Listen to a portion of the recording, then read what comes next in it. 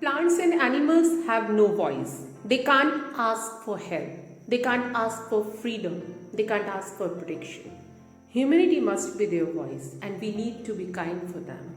Good morning to each and everyone present here. This is Meenakshi. The world is full of many animals, insects, plants, and creatures. Many species are approaching risk of extinction or close to extinction, and they need help immediately. Wildlife is Mother Nature's greatest treasure. It is our duty to protect the wildlife because directly or indirectly our life depends on them. National Endangered Species Day was created to keep us aware of how fragile the existence of some animals, plants, and insects. In 1960 to 70s, the well-being of animals with the environment was the biggest challenge for people.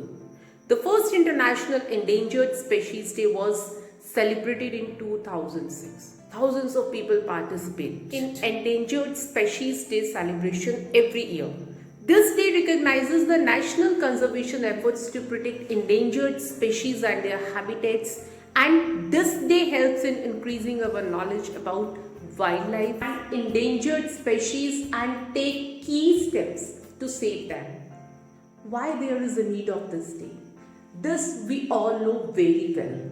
We know that more and more species are becoming endangered every day, and this day spread awareness that it's our duty to protect animals.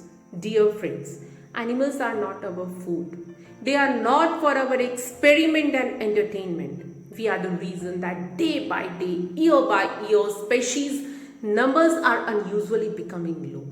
People around the world are talking about endangered species. Let us all participate to save endangered species and make this world a fairer place for animals and plants.